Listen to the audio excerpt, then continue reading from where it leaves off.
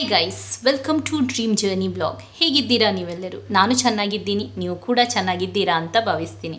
ಇವತ್ತು ವಿಡಿಯೋ ಕತ್ತಲೆಯಲ್ಲಿ ಲಾಸ್ಟ್ ಮಲಗುವ ಮೊದಲು ಮಾಡಿದ್ದು. ಇವರು ನನ್ನ ಅಂಕಲ್, ನನ್ನ ಚಿಕ್ಕಮ್ಮನ ಹಸ್ಬೆಂಡ್. ಚಿಕ್ಕಮ್ಮ ಬಂದದ್ದು ನೋಡಿದ್ದೀರಾ ನೀವು ತುಂಬ ವಿಡಿಯೋದಲ್ಲಿ. ಅವರ ಹಸ್ಬೆಂಡ್ ಇವರು ನನ್ನ ಮದುವೆಗೆ ಬಂದಿರಲಿಲ್ಲ. ಇವರು ಕೂಡ ಆಫ್ಟರ್ 7 ಇಯರ್ ನಮ್ಮ ಮನೆಗೆ ಬರೋದು. ಈ ಸಲ ಏನು ಎಲ್ಲರೂ ಹೊಸದಾಗಿ ನಮ್ಮ ಮನೆ ನೋಡೋದಕ್ಕೆ ಬರಲಿಕ್ಕೆ ಹಾಗೆ ಆಗಿದೆ. ನನಗೆ ಕೂಡ ಈ ಸಲದ್ದು ರಜೆ ಹೋಗಿದ್ದೇ ಗೊತ್ತಾಗಿಲ್ಲ. 2 ತಿಂಗಳ ಅಂತ ಅನಿಸ್ತಾ ಇಲ್ಲ, 2 ತಿಂಗಳ ಅಂತ ಅನಿಸ್ತಾ ಉಂಟು. ಸೊ ಹಸ್ಬೆಂಡ್ ಎಲ್ಲ ಅವರು ಆಟ ಆಡ್ತಾ ಇದ್ದಾರೆ. ನನ್ನ ಮಗ ಚಿಕ್ಕಮ್ಮನ ಜೊತೆ ಮಲಗಿದ್ದಾನೆ. ಅವರು ಬಂದರೆ, ಚಿಕ್ಕಮ್ಮ ಬಂದರೆ ಅವರ ಜೊತೆಗೇನೇ ಮಲಗಬೇಕು. ಅವನು ನಮ್ಮ ಜೊತೆ ಮಲಗಲಿಕ್ಕೆ ಬರೋದಿಲ್ಲ. ಅವರು ಬಂದದ್ದೇ 10:10ವರೆಗೆ ಅವನು ನನ್ನ ಜೊತೆಗೆ ಮಲಗ್ತಾ ಇದ್ದ. ಎದ್ದು ನಾನು ಅವರ ಜೊತೆಗೆ ಹೋಗೋದು ಬಾಯ್ ಬಾಯ್ ಅಂತ ಹೇಳಿ. ಸೊ ಇವರು ಬಂದದ್ದು ಲೇಟ್, 10:30 ಸಾಧಾರಣ ಆಗಿದೆ. ಅದರ ನಂತರ ಊಟ ಮಾಡಿ ಇವರು ಗೇಮ್ಸ್ ಆಟ ಆಡ್ತಾ ಇದ್ದರು. ಅತ್ತೆ ಪಾಪ ಎಲ್ಲ ಅಡಿಗೆ ಎಲ್ಲ ಮಾಡಿಟ್ಟಿದ್ರು, ಚಿಕನ್ ಪೋರ್ಕ್ ಎಲ್ಲ. ನಾನು ಬ್ಯುಸಿ ಇದ್ದೆ. ಈಗ ಸೀಸನ್ ಅಲ್ಲ, ಅದು ಕೂಡ ಲಾಸ್ಟ್ ವೀಕ್ ಆಫ್ ಸೀಸನ್ ಇತ್ತು ಇದು. ಸೊ ನನಗೆ ಟೈಮ್ ಇರಲಿಲ್ಲ. ಅವರೆಲ್ಲ ಮಾಡಿದರು. ಊಟ ಎಲ್ಲ ಆಗಿ ಎಲ್ಲ ಫ್ರಿಜ್ಜಲ್ಲಿ ಇಟ್ಟಿದ್ದೀವಿ. ಅವರೀಗ ಆಟ ಆಡ್ತಾ ಇದ್ದಾರೆ. ನಾನು ಅದರಲ್ಲಿ ಹೋಗಿಲ್ಲ, ನನಗೆ ಸುಸ್ತಾಗಿತ್ತು. ನೆಕ್ಸ್ಟ್ ಡೇ ಬೆಳಿಗ್ಗೆ ಇವರು ನಮ್ಮ ಮನೆ ತೋಟ ಎಲ್ಲ ನೋಡಲಿಕ್ಕೆ ಹೊರಟಿದ್ದಾರೆ. ಏನು ಈ ಸಲ ಎಲ್ಲರೂ ಕೂಡ ಆಫ್ಟರ್ 7 ಇಯರ್ ಎಲ್ಲರೂ ಮನೆಗೆ ಬರ್ತಾ ಇದ್ದಾರೆ.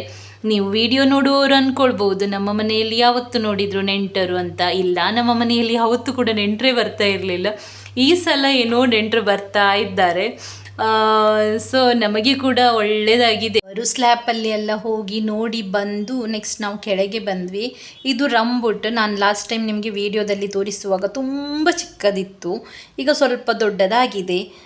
ರೆಡ್ಡಿಶ್ ಕೂಡ ಆಗಿದೆ. ಬಟ್ ನಾನು ಒಂದು ಸ್ವಲ್ಪ ದಿನ ಇಲ್ಲ, ಅಲ್ಲಿ ತನಕ ಇದು ನನಗೆ ಸಿಗೋದಿಲ್ಲ ಅಂತ ಅಂದ್ಕೊಳ್ತೀನಿ. ಟೇಸ್ಟ್ ಹೇಗೆ ಉಂಟು ಅಂತ ಹೇಳ್ತೀನಿ ಒಂದು ವೇಳೆ ಹಣ್ಣಾದ ನಂತರ ನನಗೆ ಸಿಕ್ಕಿದರೆ. ಮಾವಿನ ಹಣ್ಣು ಒಂದು ಚೂರು ಕೂಡ ಒಳ್ಳೆಯದಿರಲಿಲ್ಲ, ಆಗ್ಬೋದಾ. ಅದರ ನಂತರ ಎಲ್ಲರೂ ಸೇರಿ ಮಡಂತ್ಯಾರಿಗೆ ಹೋದ್ವಿ. ಅವರು ಕಾರಲ್ಲಿ ಹೋಗಿದ್ದಾರೆ. ಅಶ್ವಿಲ್ ನನ್ನ ಜೊತೆಗೆ ಬಂದ.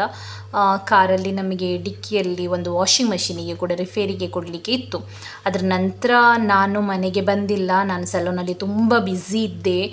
ಹಸ್ಬೆಂಡೇ ಇದ್ದರು, ಚಿಕ್ಕಮ್ಮ ನನ್ನ ಜೊತೆಗೆ ಇದ್ದರು. ಇವರು ಮಧ್ಯಾಹ್ನದ ನಂತರ ಹೊರಡೋದು.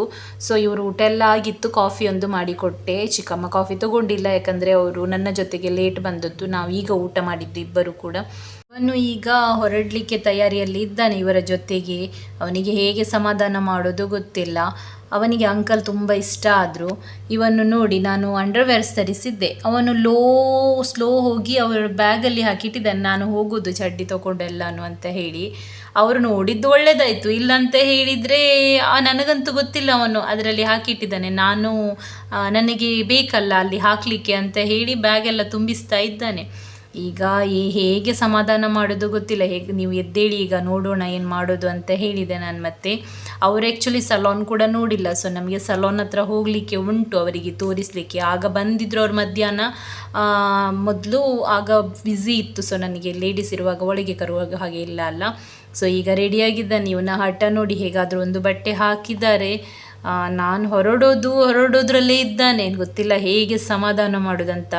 ಅವನಿಗೆ ಅಂಕಲ್ ತುಂಬ ಇಷ್ಟ ಆಗಿದೆ. ಅಂಕಲ್ ಜೊತೆಗೇ ಇದ್ದಾನೆ, ಚಿಕ್ಕಮ್ಮನ ಜೊತೆಗೇನೂ ಇಲ್ಲ. ಈಗ ಬೇಡ ಅಂತೆ ಚಿಕ್ಕಮ್ಮ. ನಿನ್ನೆ ರಾತ್ರಿ ಒಂದು ಸ್ವಲ್ಪ ಚಿಕ್ಕಮ್ಮ ಅಂತ ಇದ್ದ. ಮತ್ತೆ ಅವರಿಗೆ ಫುಲ್ ಡೇ ಅವರ ಜೊತೆ ಇದ್ರಲ್ಲ. ಸೊ ಅವನಿಗೆ ಅವರು ಇಷ್ಟ ಆಗಿದ್ದಾರೆ ಈಗ. ಸೊ ಈಗ ಮೇಲೆ ನಾವು ಫಸ್ಟ್ ಕಾಲ್ ಮಾಡಿ ಕೇಳಿದ್ದೆ, CCಯಲ್ಲಿ ಚೆಕ್ ಮಾಡಿದೆ, ಯಾರೂ ಇಲ್ಲ ಅಂತ ಹೇಳಿ. ಈಗ ಮೇಲೆ ಹೋಗ್ತಾ ಇದ್ದೀವಿ. ನಿಮಗೆ ಗೊತ್ತಿರ್ಬೋದು, ಇದು ನನ್ನ ಸಲೂನ್ ಹೆಸರು ಡ್ರೀಮ್ ಅಂತ. ಚಿಕ್ಕಮ್ಮ ಬಂದಿರಲಿಲ್ಲ. ನಾನು ಹೇಳಿದ್ದೆ, ಬಾ ಬಿಸಿಲಲ್ಲಿ ಯಾಕೆ ನಿಂತ್ಕೊಂಡಿರ್ತೀರಾ ಅಂತ ಹೇಳಿ. ಮತ್ತು ಇವನನ್ನು ಹೇಗಾದರೂ ಒಂದು ಮಂಗ ಮಾಡಿ ಐಸ್ ಕ್ರೀಮ್ ತರಿಸಲಿಕ್ಕೆ ಅಂತ ಹೇಳಿ ಹೋಗೋದು ಅಂತ ಆಯಿತು. ನಾನು ದೂರದ್ದು ಶಾಪಿಗೆ ತೊಗೊಂಡು ಹೋಗ್ತೀನಿ, ನಿನಗೆ ಹತ್ತಿರದ್ದು ಬೇಡ, ಅಲ್ಲಿ ಒಳ್ಳೆಯದಿಲ್ಲ ಹಾಗೆ ಹೀಗೆ ಹೇಳಿದ್ದೆ. ಅವನು ಅಲ್ಲಿ ಹತ್ತಿರವೇ ನಮಗೆ ಒಂದು ಬೇಕ್ರಿ ಉಂಟು, ಅಲ್ಲಿಯೇ ಹೋಗೋಣ, ಅವ್ರು ನನ್ನನ್ನು ಬಿಟ್ಟು ಹೋಗ್ತಾರೆ ಇಲ್ಲ ಅಂತ ಹೇಳಿದರೆ ಅಂತ ಹೇಳೋದು ನನಗೆ. ಮತ್ತು ನಾನು ಹೇಗಾದರೂ ಒಂದು ಮಾಡಿ ಇಲ್ಲಿ ತಗೊಂಡು ಬಂದೆ ಅವನನ್ನು. ಅವರಿಗೆ ಹೋಗಲಿಕ್ಕೆ ಹೇಳಿದ್ದೆ.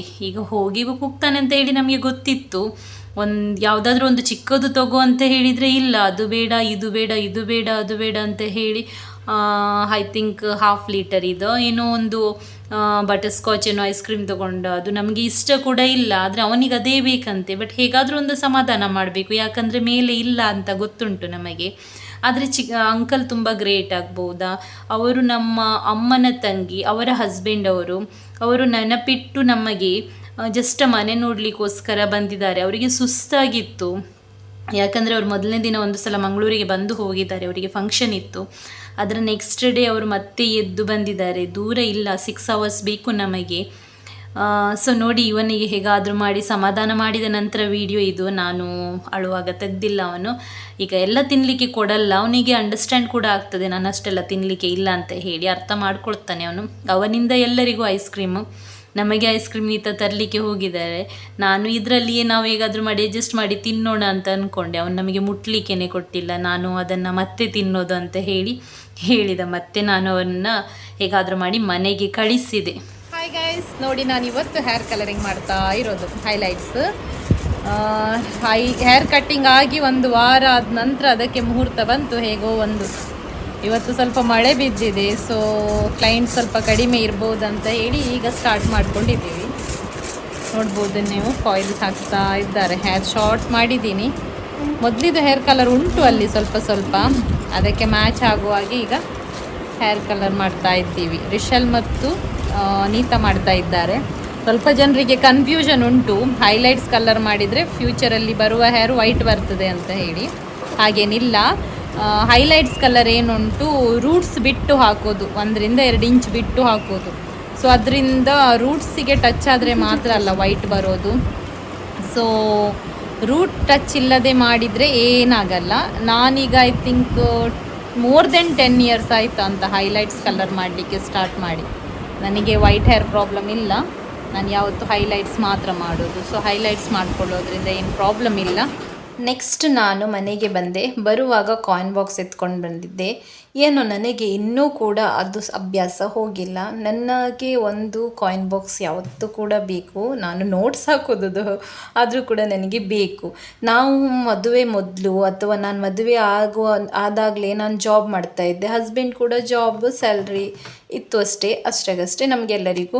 ಸೊ ನಾವು ಆಗದಿಂದ ಸೇವ್ ಮಾಡ್ತಾ ಇದ್ವಿ ಆಗ್ಬೋದು. ಆ ಅಭ್ಯಾಸ ನನಗೆ ಏನೋ ಈಗ ಕೂಡ ಉಂಟು. ನಾನು ಅದಕ್ಕೆ ಏನು ಮಾಡೋದಂತ ಹೇಳಿದರೆ, ಈಗ ಹಾಕುವಾಗ 500 ಹಾಗೆ ಹಾಕೋದು, ಅದನ್ನು ನಾನು ಟ್ರಿಪ್ಪಿಗೆ ಹೋಗುವಾಗ ಯೂಸ್ ಮಾಡೋದು. ನಾನು ಸೇವಿಂಗ್ ಅಮೌಂಟಿಂದ ತೆಗಿಯಲ್ಲ.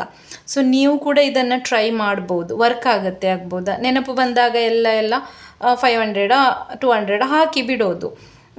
ನಮ್ಮ ಶಾಪಿಗೆ ನಾವು ಟ್ರಿಪ್ಪಿಗೆ ಹೋಗುವಾಗ ನಮಗೆ ಆಗ ನಮ್ಮ ಸೇವಿಂಗ್ ಅಮೌಂಟ್ ತೆಗಿಬೇಕಂತ ಇಲ್ಲ. ಸಮಥಿಂಗ್ 19 ಏನೋ ಇತ್ತು ಆಗ್ಬೋದು, ನನಗೀಗ ಸರಿ ನೆನಪಿಲ್ಲ. ನೆಕ್ಸ್ಟ್ ಡೇ ನಾನಿದು ವಿಡಿಯೋ ಮಾಡಿದ್ದು. ನೆಕ್ಸ್ಟ್ ಡೇ ನಾವೆಲ್ಲರೂ ಸೇರಿ ಇವತ್ತು ಸ್ವಿಮ್ಮಿಂಗ್ ಕ್ಲಾಸಿಗೆ ಹೋಗ್ತಾ ಇದ್ದೀವಿ. ಸ್ವಿಮ್ಮಿಂಗ್ ಕ್ಲಾಸಿಗೆ ಇವತ್ತು ಲಾಸ್ಟ್ ಡೇ. ಇವತ್ತು ಅದಕ್ಕೋಸ್ಕರ ಅತ್ತೆಗೆ ಕರ್ಕೊಂಡು ಹೋಗ್ತಾ ಇದ್ದೀವಿ. ಅತ್ತೆ ಹೇಳಿದ್ರಂತೆ ಹಸ್ಬೆಂಡ್ ಹತ್ರ, ನನಗೆ ನೋಡಬೇಕು ಸ್ವಿಮ್ಮಿಂಗ್ ಪೂಲು. ಅವರ ಟೈಮಲ್ಲಿ ಸ್ವಿಮ್ಮಿಂಗ್ ಪೂಲೆಲ್ಲ ಇರಲಿಲ್ಲ ಅಲ್ಲ, ಮತ್ತು ಅವರಿಗೆ ಭಯ ಕೂಡ ಆಗ್ತಾ ಇತ್ತು. ಯಾವತ್ತೂ ಕೂಡ ಅವ್ರು ಹೋದಾಗ ಇವ್ರು ಏನು ಮಾಡ್ತಾರೋ ಏನೋ, ಹೇಗೆ ಮಾಡ್ತಾರೋ ಏನೋ. ಅವ್ರು ಬೆಳಿಗ್ಗೆ ಏಳಿಸುವಾಗ ನಾನು ಬರಲ್ಲ, ನನಗೆ ಕಾಲು ನೋವುಂಟು, ಆಗಲ್ಲ ಎಲ್ಲ ಹೇಳ್ತಾ ಇದ್ರು. ಮತ್ತು ನಾನು ಎಲ್ಲಿಯಾದರೂ ಹೋಗಲಿಕ್ಕೆ ಅವ್ರು ಪ್ಲ್ಯಾನ್ ಮಾಡಿದ್ರು, ಅವರಿಗೆ ಮನಸ್ಸುಂಟು ಅಂತ ಹೇಳಿದರೆ ಹಠದಲ್ಲಿ ಆದರೂ ಎಬ್ಬಿಸ್ತೀನಿ, ಟ್ಯಾಬ್ಲೆಟ್ ತೊಗೊಂಡಾದರೂ ಬನ್ನಿ ಅಂತ ಹೇಳಿ. ಒಂದು ಇರೋದು ಜೀವ, ಹೌದಾ? ಅದನ್ನು ನಾವು ಅವತ್ತು ಅವರಿಗೆ ಹೇಗೆ ಅಂದರೆ ಬೆಳಿಗ್ಗೆ ಎದ್ದ ತಕ್ಷಣ ಏನು ಮಾಡಲಿಕ್ಕೆ ಆಗಲ್ಲ, ಮತ್ತು ಸರಿಯಾಗ್ತಾರೆ ಅವರು. ಸೊ ನಾನು ಹೇಳಿದೆ, ಎದ್ದೇಳಿ ನೀವು, ಆಗ್ತದೆ, ಟ್ರೈ ಮಾಡಿ ಅಂತ ಹೇಳಿದೆ. ಬಿಕಾಸ್ ನಾವು 6 ಗಂಟೆಗೆ ಎದ್ದು 7 ಗಂಟೆಗೆ ಹೊರಟಿದ್ದು. ಸೊ ಮಗ ಈಗ ಸ್ವಿಮ್ಮಿಂಗ್ ಸೂಟೆಲ್ಲ ಹಾಕಿ ರೆಡಿಯಾಗಿದ್ದಾನೆ.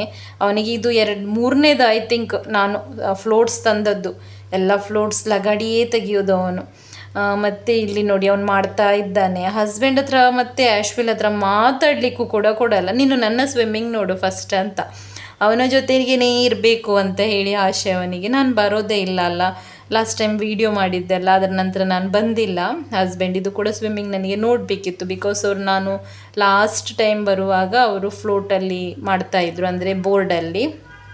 ಇವನು ಸ್ವಲ್ಪನಾದರೂ ಈಗ ಮೌತ್ ಒಳಗೆ ಇಟ್ಟು ಬಬಲ್ಸ್ ಏನೋ ಮಾಡಲಿಕ್ಕೆ ಸ್ಟಾರ್ಟ್ ಮಾಡಿದ್ದಾನೆ. ಇಷ್ಟು ಕೂಡ ಮಾಡ್ತಾ ಇರಲಿಲ್ಲ, ಸ್ವಿಮ್ಮಿಂಗ್ ಮಾಡ್ತಾ ಇದ್ದ, ಬಟ್ ಮುಖ ಫುಲ್ಲು ಅಡಿಯಲ್ಲಿ ಹಾಕ್ತಾ ಇರಲಿಲ್ಲ ಎಷ್ಟು ಮಾಡಿದರೂ ಕೂಡ.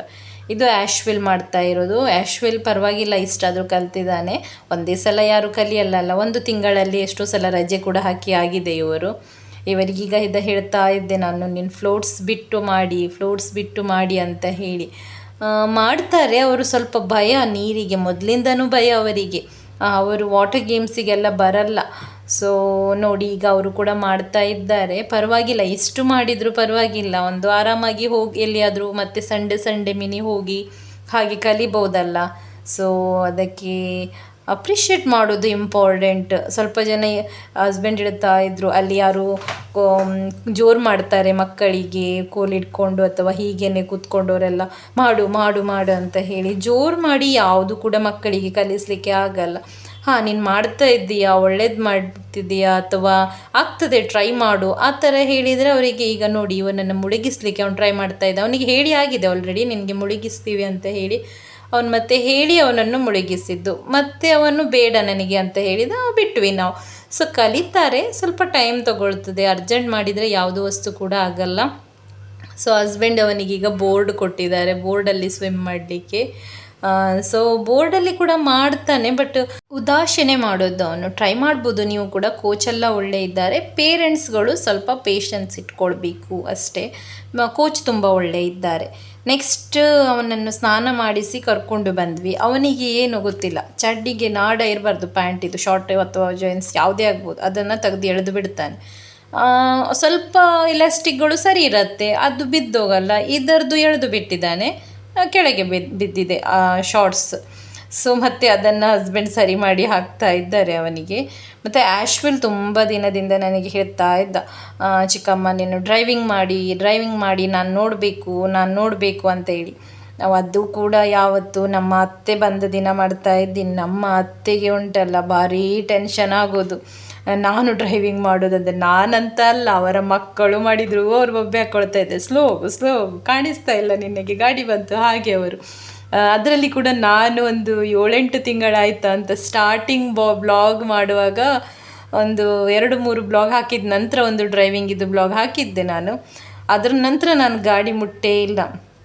ಈಗ ಏನಾಗಿದೆ ಅಂದರೆ, ನನಗೆ ಇದು ಹಸ್ಬೆಂಡ್ಗಳು ಹಾಗೆ ಅಲ್ಲ, ಕಿರಿಕಿರಿ, ಗೇರ್ ಹಾಕು, ಅದು ಮಾಡು, ಇದು ಮಾಡು, ಅಲ್ಲಿ ಗಾಡಿ ಕಾಣಿಸ್ಲಿಲ್ಲ ನಿನಗೆ, ಗಾಡಿಯ ಮಧ್ಯದಲ್ಲಿ ಉಂಟು, ಅದೆಲ್ಲ ಕೇಳೋದಕ್ಕಿಂತ ಸುಮ್ಮನೆ ಸೈಡಲ್ಲಿ ಕೂರ್ಬೋದಲ್ಲ. ಈಗ ಹೇಗಾದರೂ ಹಸ್ಬೆಂಡ್ ಡ್ರೈವ್ ಮಾಡ್ತಾರೆ, ಹಸ್ಬೆಂಡ್ ಎಲ್ಲಿಯಾದರೂ ಬ್ಯುಸಿ ಇದ್ದಾರೆ, ಎಲ್ಲಿ ಹೋಗಿದ್ದಾರೆ ಅಂದರೆ ಅದಕ್ಕೋಸ್ಕರ ಅಂತ ಹೇಳಿ ಡ್ರೈವಿಂಗ್ ವರ್ಕಿಂಗ್ ಇದ್ದಾರೆ. ಸೊ ಅದಕ್ಕೋಸ್ಕರ ನನಗೆ ಡ್ರೈವ್ ಮಾಡೋದಂದರೆ ಆಗಲ್ಲ. ಆ್ಯಶ್ವಿಲ್ ನನಗೆ ಮಾಡಿ ಅಂತ ಹೇಳಿ ಜೀವ ತಿಂತಾ ಇದ್ದ. ಸೊ ಇವತ್ತು ಮಾಡೋದಂತ ಆಯಿತು. ನನಗೆ ಸ್ಟಾರ್ಟಿಂಗ್ ಗಾಡಿ ಎತ್ತುವಾಗ ಸ್ವಲ್ಪ ಟೆನ್ಷನ್ ಆಗೋದು, ಅಂದರೆ ನಾನು 7-8 ತಿಂಗಳು ಬಿಟ್ಟು ಒಂದೊಂದು ಸಲ ಗಾಡಿ ಮುಟ್ಟೋದಲ್ಲ. ಅದಕ್ಕೆ ಆ್ಯಶ್ವಿಲ್ ಹೇಳ್ತಾ ಇದ್ದ, ಡ್ರೈವಿಂಗ್ ಬರ್ತದೆ ನಿಮಗೆ, ನೀವು ಒಂದು ಸ್ವಲ್ಪ ಪ್ರಾಕ್ಟೀಸ್ ಮಾಡಬೇಕು ಚಿಕ್ಕಮ್ಮ ಅಂತ ನಾನು ಹೇಳಿದೆ. ಎಲ್ಲದರಲ್ಲಿ ಪರ್ಫೆಕ್ಟ್ ಆಗಲಿಕ್ಕೆ ಹೋಗಿದ್ರೆ ಎಲ್ಲಿ ಹೋಗೋದು. ಸೊ ಇಷ್ಟು ಬಂದರೆ ಸಾಕು, ಒಂದು ಜೀವ ಉಳಿಸ್ಕೊಳ್ಲಿಕ್ಕೆ ಬರುವಷ್ಟಿದ್ರೆ ಸಾಕು ಅಂತ. ಎಲ್ಲರೂ ಭಯದಿಂದ ಕೂತಿದ್ರು, ನಾನು ಎಲ್ಲಿ ಡಿಬ್ಬ ಅಂತ ಇಡ್ತೀನಿ ಅಂತ. ಇಷ್ಟು ದೊಡ್ಡ ರೋಡಲ್ಲಿ ಎಲ್ಲಿ ಇಡೋದು? ಯಾಕಂದರೆ ಲಾಸ್ಟ್ ಟೈಮ್ ಹೇಳಿದ್ದೆ ಅಲ್ಲ ನಾನು ನಿಮಗೆ, ಒಂದು ಸಲ ಇಟ್ಟು ಆಗಿದೆ ಅಂತ ಹೇಳಿ. ಎಲ್ಲ ಬಾಯ್ಸ್ ಹಸ್ಬೆಂಡ್ ಜೆಂಟ್ಸ್ಗಳ ಪ್ರಾಬ್ಲಮ್ಮು, ಅವರು 10 ವರ್ಷದಿಂದ ಡ್ರೈವಿಂಗ್ ಮಾಡ್ತಾ ಇರ್ತಾರೆ. ಆ 10 ವರ್ಷದ ಡ್ರೈವಿಂಗ್ ಹಾಗೆಯೇ ನಾವು ಡ್ರೈವಿಂಗ್ ಮಾಡಬೇಕು ಅಂತ ಹೇಳಿ ಅವರ ಇಚ್ಛೆ. ಸೊ ಅದಕ್ಕೋಸ್ಕರ ಕಿರಿಕಿರಿಯೇ ಬೇಡ ಅಂತ ಹೇಳಿ ಬಿಟ್ಟಿದ್ದೀನಿ ನಾನು ಡ್ರೈವಿಂಗೀಗ. ಅವರ ಹಸ್ಬೆಂಡಿದು ಅಣ್ಣ ಎಲ್ಲ ಹೇಳ್ತಾ ಇರ್ತಾರೆ, ನಿನಗೆ ಅವಳಿಗೆ ಸ್ವಲ್ಪ ಗಾಡಿ ಕೊಡಲಿಕ್ಕೆ ಆಗಲ್ಲವಾ, ಹಾಗೆ ಹೀಗೆ ಅಂತ ಹೇಳಿ. ನಾನು ಹೇಳ್ತೀನಿ, ನನಗೇನೇ ಬೇಡ, ನನಗೆ ಬಚ್ಚಿ ಹೋಗಿದೆ, ಅದೆಲ್ಲ ಬೇಡ ಇನ್ನು ಅಂತ ಹೇಳಿ. ನೆಕ್ಸ್ಟ್ ನಾವು ಅತ್ತೆ ಬರೋದು ನಮ್ಮ ಜೊತೆಗೆ ತುಂಬ ಕಡಿಮೆ. ಸೊ ನಾವು ಬೆಳ್ತಂಗಡಿಯಲ್ಲಿ ಒಂದು ಕಡೆ ಐಸ್ ಕ್ರೀಮ್ ತಿನ್ನೋದು ಅಂತ ಹೋಗಿದ್ವಿ. ಅದು ನೋಡಿದರೆ ಕ್ಲೋಸ್ ಇತ್ತು. ಐ ಥಿಂಕ್ ಬೆಳ್ತಂಗಡಿಯಲ್ಲಿ ಸ್ವಲ್ಪ ಲೇಟ್ ಶಾಪ್ ಓಪನ್ ಅಂತ, ಸ್ವಲ್ಪ ಕ್ಲೋಸೇ ಇದ್ದವು ಅಂಗಡಿಗಳೆಲ್ಲ. ನಮ್ಮ ಮಡಂತಿಯರಲ್ಲಿ 8:30 ಸ್ಟಾರ್ಟ್ ಓಪನ್ ಆಗಲಿಕ್ಕೆ. ಸೊ ಮತ್ತು ನಾನು ದುರ್ಗಕ್ಕೆ ಕರ್ಕೊಂಡು ಬಂದೆ. ಯಾಕಂತ ಹೇಳಿದ್ರೆ ಅವರು ನಮ್ಮ ಜೊತೆಗೆ ಕಡಿಮೆ ಹೊರಗೆ ಬರೋದು, ನೀವು ವೀಡಿಯೋಸ್ಗಳಲ್ಲಿ ನೋಡಿರ್ಬೋದು. ಅವರಿಗೆ ಆಗಲ್ಲ, ಇಲ್ಲಾಂದರೆ ಅವರಿಗೆ ಹೊರಗೆ ಬರೋದಂದರೆ ಇಷ್ಟ. ಮತ್ತು ನಾನು ನಿಮಗೆ ಏನು ಬೇಕು ಅದನ್ನು ತಗೊಳ್ಳಿ ಅಂತ ಹೇಳಿದೆ. ಮೊದಲೆಲ್ಲ ಅವರು ನಮ್ಮ ಜೊತೆಗೆ ಟ್ರಿಪ್ಪಿಗೆಲ್ಲ ಬರ್ತಾಯಿದ್ರು, ಗೋವಾ, ತಮಿಳ್ನಾಡು, ಅಲ್ಲಿ ಇಲ್ಲಿ ಅಂತ ಹೇಳಿ. ಆಗ ಅವರಿಗೆ ನಡಿಲಿಕ್ಕೆ ಆಗ್ತಾಯಿತ್ತು. ಈಗ ಅವರಿಗೆ ನಡಿಲಿಕ್ಕೆ ಕಷ್ಟ ಆಗ್ತದೆ ಅಂತ ಹೇಳಿ ಅವರು ಬರಲ್ಲ. ಮತ್ತು ನಾನು ವಡೆ, ಅದು ಬನ್ಸ್, ಇವನು ಗೋಳಿ ಬಜೆ, ಅವನಿಗೆ ಯಾವತ್ತು ಗೋಳಿ ಬಜೆಯೇ ಇಷ್ಟ. ಅದೆಲ್ಲ ಏನೇನೋ ಒಬ್ಬೊಬ್ಬರು ಒಂದೊಂದು ತೊಗೊಂಡ್ರು. ಮತ್ತು ಮಗನಿಗೆ ನಾನು ಹೇಳಿದೆ ಫಿನಿಷ್ ಮಾಡಿದರೆ ಮಾತ್ರ ಐಸ್ ಕ್ರೀಮ್ ನಿನಗೆ ಅಂತ ಹೇಳಿ. ಮತ್ತು ಅವನು ಐಸ್ ಕ್ರೀಮ್ ತೊಗೊಂಡ. ಅವನು ಪಾಪ ಒಂದು ಬಾಕ್ಸ್ ಐಸ್ ಕ್ರೀಮ್ ತೊಗೊಂಡಿದ್ದ ಅಲ್ಲ ನಿನ್ನೆ, ಆ ಬಾಕ್ಸ್ ಫ್ರಿಜ್ಜಲ್ಲಿಯೇ ಉಂಟು. ಕರೆಕ್ಟ್ ಒಂದು 6 ಸ್ಪೂನ್ ತಿನ್ನುವ ಮೊದಲೇ ನಂದು ಹೇಳಿ ಆಯಿತು ಸಾಕು ಅಂತ ಹೇಳಿ ಕೇಳುತ್ತಾನೆ ಅವನು. ಇದು ಮುಗಿಸಿದ ನಂತರ ನಾನು ಹೇಳಿದ್ದೀನಿ ಮತ್ತೆ ಮನೆಯದು ನಾಳೆಗೆ ಅಂತ ಹೇಳಿ. ಇವರಿಗೆ ಯಾವತ್ತೂ ಕೂಡ ಕೋನೆ ಇಷ್ಟ. ನಾನು ಯಾವತ್ತೂ ಕೂಡ ಕೋನೆ ತರೋದವರಿಗೆ ಲೇಟ್ ಆದಾಗ ಎಲ್ಲ. ಈ ಅಶ್ವಿಲ್ ಕೂಡ ಕೋನೆ ತೊಗೊಂಡ. ನಮ್ಮದು ಬಿಲ್ 375 ಏನೋ ಆಗಿತ್ತು, ಒಳ್ಳೆದಿತ್ತು, ವರ್ತ್ ಇಟ್ಟಿತ್ತು. ನೆಕ್ಸ್ಟ್ ನಾನು ಸಲೋನಿಗೆ ಬಂದೆ. ಇವತ್ತು ಸಲೋನ್ ತುಂಬ ಅಂದರೆ ತುಂಬ ಬ್ಯುಸಿ ಇತ್ತು. ನಾನು ಸ್ವಿಮ್ಮಿಂಗ್ ಕ್ಲಾಸಿಗೆ ಹೋಗುವಾಗ ಮಾತ್ರ ಫ್ರೀ ಇದ್ದದ್ದು. ಆ ಇಡೆಯಲ್ಲಿ ನಾನು ಹೇರ್ ಸ್ಟೈಲಿಗೆ ಹಾಕಿದ್ದು ಕೂಡ ನನಗೆ ಬುಕ್ಕಿಂಗ್ಗೆ ನೆನಪಿರಲಿಲ್ಲ. ಕತ್ತಲಾಗಿದೆ, ಈಗ 6:37 ಆಗಿದೆ. ನಮ್ಮದು ಮಧ್ಯಾಹ್ನ ಊಟ ಕೂಡ ಆಗಿಲ್ಲ. ನಾನು ಅದರದ್ದೆಲ್ಲ ವೀಡಿಯೋ ಮಾಡುವಾಗಿ ಪುರ್ಸತ್ತೇ ಇರಲಿಲ್ಲ. ಯಾಕಂತ ಹೇಳಿದರೆ ಅಷ್ಟು ಬ್ಯುಸಿ ಇದ್ವಿ. ಇದನ್ನೆಲ್ಲ ಈಗ ವಾಶಿಗೆ ತೊಗೊಂಡೋಗೋದು. ನಾವು ವಾಶಿಗೆ ಎಲ್ಲ ಕೂಡ ಮನೆಗೇ ತೊಗೊಂಡೋಗೋದು. ಸಪ್ರೇಟಾಗಿ ವಾಷಿಂಗ್ ಮಷೀನಲ್ಲಿ ಹಾಕೋದು. ಬಿಕಾಸ್ ಇಲ್ಲಿ ವಾಶ್ ಮಾಡಿದರೆ ಆಗಲ್ಲ ಕ್ಲೀನ್ ಅಂತ ಹೇಳಿ. ಊಟ ಕೂಡ 3 ಜನರದ್ದು ಆಗಿಲ್ಲ. ನಾನಾದರೂ ಒಂದು 10 ಗಂಟೆ ಸಾಧಾರಣ ಆಗಿತ್ತಾ ಅಂತಲ್ಲ, 9:30 10 ಆಗಿತ್ತು. ಆಗ ನಾನು ಅಲ್ಲಿ ವಡೆ ತಿಂದು ಬಂದಿದ್ದೆ ಅಲ್ಲ, ಪಾಪ ಇವ್ರು ತಿಂದಿಲ್ಲ. ಈಗ ನೋಡಿ 6 o'clock ಆಗಿದೆ, ಇನ್ನೂ ಕೂಡ ನಮ್ಮದು ಊಟ ಆಗಿಲ್ಲ. ಇನ್ನು ಕ್ಲೀನ್ ಆಗಬೇಕು ಸಲೋನು. ಅದರ ನಂತರ ನಾವು 3 ಜನ ಕೂಡ ಬಂದ್ವಿ ಕ್ಯಾಫೆಗೆ ಮಡಂತ್ಯಾರಿನಲ್ಲಿ. ಸೊ ನಾನು ಸ್ಕೂಟರ್ ತೊಗೊಂಡು ಬಂದೆ. ಅವರು ಇಬ್ಬರು ನಡ್ಕೊಂಡು ಬರ್ತಾ ಇದ್ದಾರೆ. ಜೋರು ಮಳೆ ಕೂಡ ಬಂದಿದೆ. ನಮಗೆ ಏನು ಕೂಡ ಗೊತ್ತಿಲ್ಲ, ಮಳೆ ಏನು ಕೂಡ ಗೊತ್ತಿಲ್ಲ, ಅಷ್ಟು ಬ್ಯುಸಿ ಇದ್ವಿ ಒಳಗಡೆ. ಸೊ ಕ್ಯಾಫೆಗೆ ಬಂದು ಈಗ ಆರ್ಡ್ರ್ ಮಾಡಿದ್ದೀವಿ. ನಾನು ನೂಡಲ್ಸ್ ಮತ್ತು ಫ್ರೈಡ್ ರೈಸ್ ಏನೋ ಹೇಳಿದ್ದೆ ರಿಷಲಿಗೆ ಮತ್ತು ನಮಗೆ. ನಾವು 3 ಜನ ಇದ್ವಿ ಟೋಟಲ್. ಆ್ಯಶ್ವಿಲ್ ಈಗ ವೀಡಿಯೋ ನೋಡಿದರೆ ಹೇಳ್ತಾನೆ, ನೋಡಿ ನನಗೆ ಬಿಟ್ಟು ತಿಂದ್ರಿ ಅಂತ ಹೇಳಿ. ನನಗೆ ಗೊತ್ತಿತ್ತು. ಸೊ ನಾನು ಮಧ್ಯದಲ್ಲಿ ವೀಡಿಯೋ ಕಾಲ್ ಮಾಡಿ ಹೊಟ್ಟೆ ಉರಿಸ್ಬೇಕಂತ ಹೇಳಿ ಕಾಲ್ ಕೂಡ ಮಾಡಿದ್ದೆ, ಅವನು ಎತ್ತಿರಲಿಲ್ಲ. ಮತ್ತು ನೂಡಲ್ಸ್ ಎಲ್ಲ ಬಂತು. ನನಗೆ ನೂಡಲ್ಸ್ ನಮಗೆ 3 ಜನರಿಗೆ ಅಷ್ಟು ಇಷ್ಟ ಆಗಿಲ್ಲ, ಮತ್ತು ನಾವು ಅದನ್ನು ಸೈಡಲ್ಲಿ ಇಟ್ವಿ. ಮತ್ತು ಫ್ರೈಡ್ ರೈಸ್ ಹೇಳಿದ್ವಲ್ಲ, ಫ್ರೈಡ್ ರೈಸೇ ತಿಂದಿದ್ದೀವಿ ಎಲ್ಲ. ಅವಳು ರಿಷಲ್ ಎಗ್ ಫ್ರೈಡ್ ರೈಸ್ ತೊಗೊಂಡ್ಳು, ನಾವು ಚಿಕನ್ ಫ್ರೈಡ್ ರೈಸ್ ತಿಂದ್ವಿ. ಮತ್ತು ಜ್ಯೂಸಸ್ ಹೇಳಿದ್ವಿ. ನಾವು 3 ಜನ ಸೇಮ್. ನಮಗೆ ಲೆಮನ್ ಸೋಡವೇ ಬೇಕು, ನಮಗೆ ಬೇರೆದೇನು ಬೇಡ. ಮತ್ತು ಹಸಿವು ಕೂಡ ಸತ್ತು ಹೋಗಿತ್ತು. ಮತ್ತು ಇದು ಕೂಡ ಇಷ್ಟ ಆಗಿಲ್ಲ ನಮಗೆ ನೂಡಲ್ಸ್ ಅಷ್ಟು. ಸೊ ನಾವು ಫ್ರೈಡ್ ರೈಸಲ್ಲಿ ತಿಂದು ಹೊರಟ್ವಿ. ಸುಸ್ತಾಗಿ ಹೋಗಿದೆ ನಮಗೆ ಫುಲ್ಲು. ಇದ್ದದನ್ನೆಲ್ಲ ನಾನು ಪ್ಯಾಕ್ ಮಾಡಿಕೊಂಡೆ. ಈ ನೂಡಲ್ಸ್ ಎಲ್ಲ ಬಾಕಿ ಆಗಿತ್ತಲ್ಲ, ನಾನು ಅತ್ತೆಗೆ ಹೇಳಿದೆ ಅಡಿಗೆ ಕೂಡ ಮಾಡಬೇಡಿ, ನಾನು ಬಂದು ಏನಾದರೂ ಮಾಡ್ತೀನಿ ಅಂತ ಹೇಳಿ. ನಾನೇ ಕಷ್ಟದಲ್ಲಿ ನಿಲ್ತಾ ಇದ್ದೀನಿ. ಈಗ ಅವರಿಗೆ ಕೂಡ ಏನಾದರೂ ಒಂದು ತೊಗೊಂಡು ಹೋಗೋದು. ಅವ್ರು ಹೇಳಿದರೆ ಅಡಿಗೆ ಮಾಡಿ ಇಡ್ತಾರೆ, ನಾನೇ ಬೇಡ ಅಂತ ಹೇಳಿದ್ದೆ. ಸೊ ಗೈಸ್, ಈ ವಿಡಿಯೋ ನೀವು ಇಷ್ಟಪಡ್ತೀರಾ ಅಂತ ಅಂದ್ಕೊಳ್ತೀನಿ. ಇಷ್ಟ ಆದಲ್ಲಿ ಲೈಕ್ ಮಾಡಿ, ಶೇರ್ ಮಾಡಿ, ಕಮೆಂಟ್ ಮಾಡಿ, ಹಾಗೆ ಸಬ್ಸ್ಕ್ರೈಬ್ ಮಾಡಿ. Thank you so much.